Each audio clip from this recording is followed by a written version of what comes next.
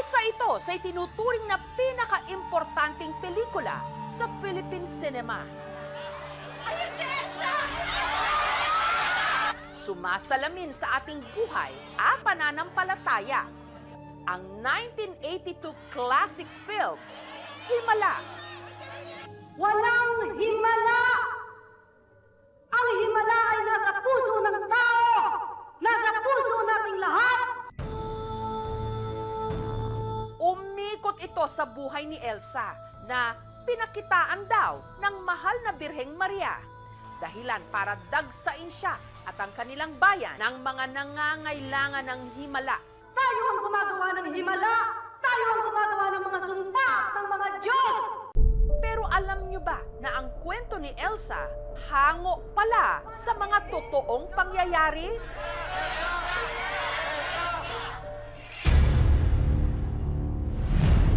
Noong dekada 60, naging malaking balita sa buong mundo ang di umano makailang beses na pagpapakita ng mahal na Birheng Maria sa 8 estudyante sa isang malayong isla ng Occidental Mindoro. Ito ang pinaniniwalaang himala sa isla ng Cabra. Mula sa pantalang ito sa Nasugbu, Batangas, 5 oras na naglayag ang aming team patungong Lubang Island. Mula rito, 1 oras na biyahe ang kailangan pang bunuin sakay ng mas maliit na bangka para marating ang isla.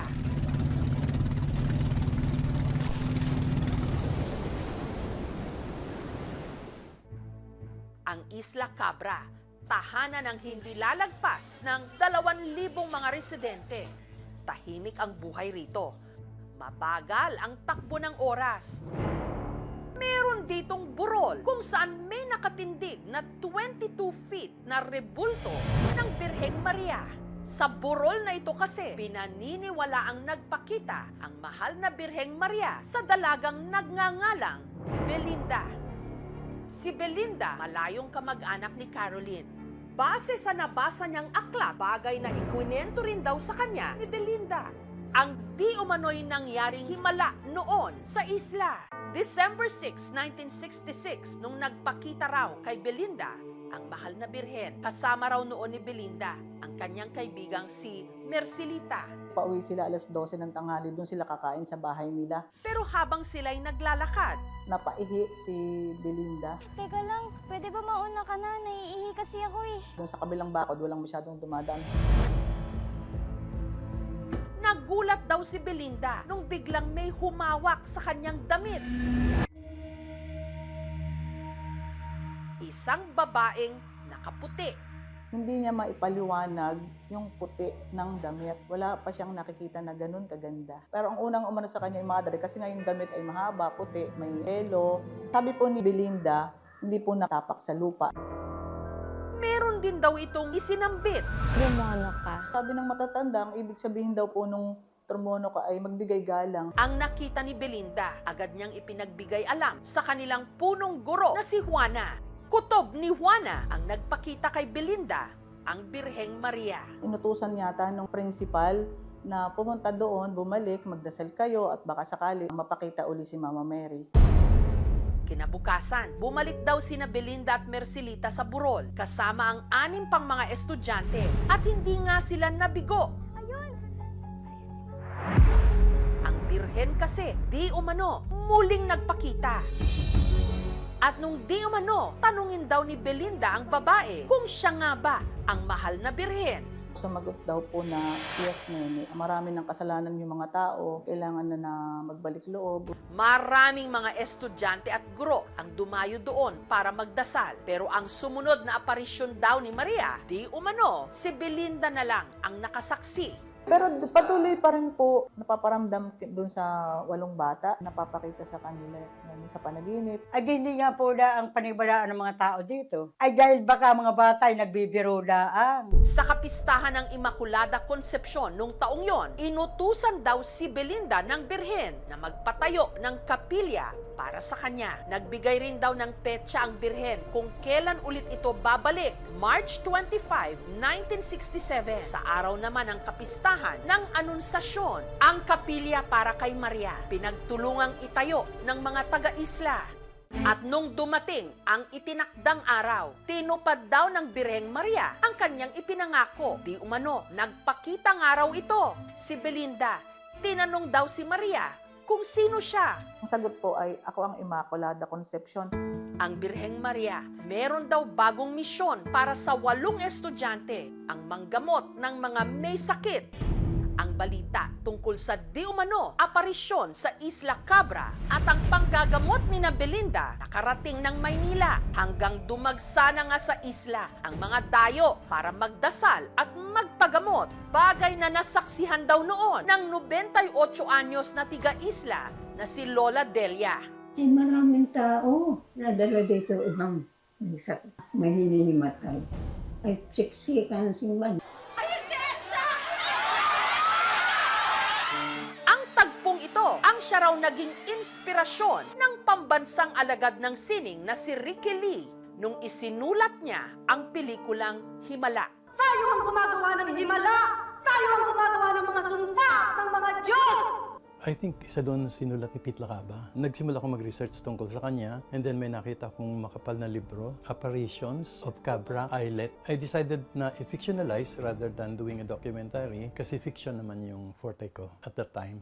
Samantala, natigil lang daw ang pagdagsa ng mga mananampalataya sa Isla Cabra nung isinailalim na sa martial law ang Pilipinas taong 1972. Pero ang pagpapala at ang di mano'y pagpapakita ng Birhen, damang-dama pa rin daw ng mga tiga-isla. Nung nagkasakit daw sa pag-iisip ang anak ni Ellen na si Roberto, sa mahal na Birhen daw siya kumapit. Naman wala akong ginawa dito sa burol, kundi umaga, hapon, kahit na gabi narito ako. Nagdadasal ako na, sana Mama Mary, tulungan mo ako. Gumaling. Hanggang isang araw, sa kalagitnaan daw ng kanyang pagrorosaryo, May nakita akong butil-butil na puti, parang usok na bilog. Ano kaya kako ito? Tumingila akong ganun. Naku, nakita ko si Mama Mary. Ito, nakita ko. Ako lang nakakita. Mula noon, dasal pa rin ako ng dasal. at makalipas daw ang 6 na buwan, tuluyan siyang gumaling. Talon ng talon ako sa Mama Mary, salamat sa Diyos. Pinakinggan mo ang panalangin ko. At kahit lumipas na raw ang ilang dekada, mula nung huling nagpakita sa kanya ang Birheng Maria, patuloy pa rin daw na dinidinig ang kanyang dasal. Taong 2017, aksidenteng nadulas si Ellen. Ito, tuhod. Talagang basag siya, oh. Kinailangan siyang operahan at ang gastos umabot daw ng 100,000 pesos. Ang problema ni Ellen noon, saang kamay ng Diyos kukunin ang pambayad.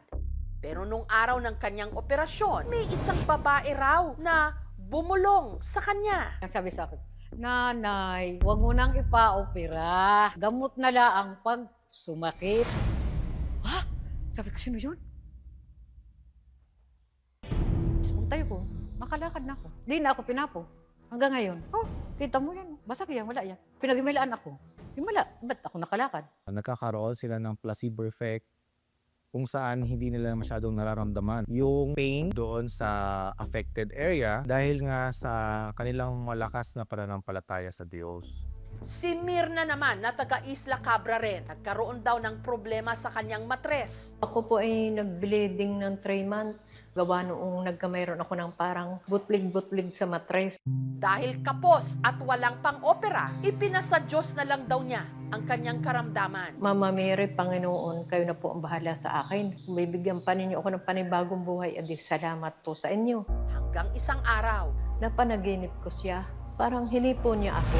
Wala na po yung uoperahin sa akin kahit anong gawing eksamin. Hindi na makita ng doktor ano raw ininom kong gamot. Sabi ko, wala po. Hindi po ako nawawala ng pag-asa ng Mama Mira inaalis sa amin. Ang asa po namin, talagang lagi siyang nandito sa Isla ng Cabra. Hindi ito madalas nangyayari, pero posible. Maaari meron siyang physiologic change sa katawan na nangyari tulad ng pagiging menopause. Pangalawa, pwede meron siyang lifestyle changes na ginawa o meron siyang natural remedies na sinubukan.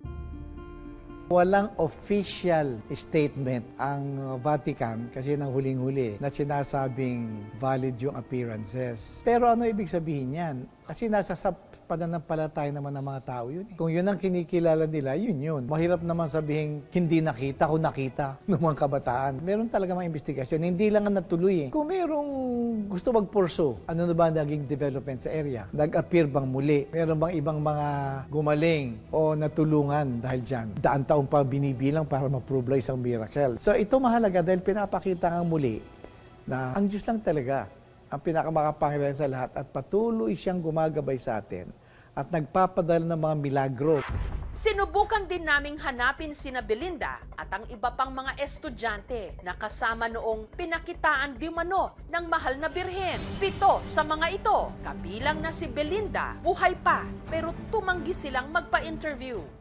Ayon sa aming pananaliksik, si Belinda, 69 anyos na ngayon, nagkapamilya na rito sa Maynila. Gayun din, ang 5 pa niyang mga kaklase na kanya ring mga pinsan. Ang isa naman sa mga magkakaklase na pinakitaan din di umano ng Birheng Maria, naninirahan na sa Australia. Matagal po silang hindi bumalik, hindi ko sila nakikita. Pero dito lang before pandemic, parang nagsimula silang bumalik.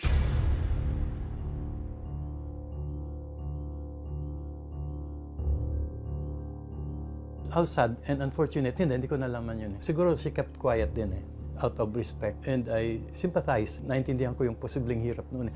Ang laking nang naitulong na inspirasyon ang nangyari sa kanya sa ginawa kong himala.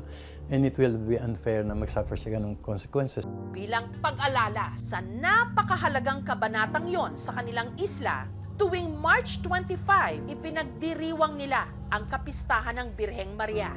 Ang mga residente, nagdaos ng misa sa kapilya. Sa araw ding yon, naabutan ng aming team na nagdadasal sa simbahan si Belinda. Ay siyang igagalak sa pagdiriwang nito ngayong dakilang kapistahan sa pamamagitan ni Hesu Kristo. Nanguna rin siya sa prosesyon sa imahe ng mahal na birhen.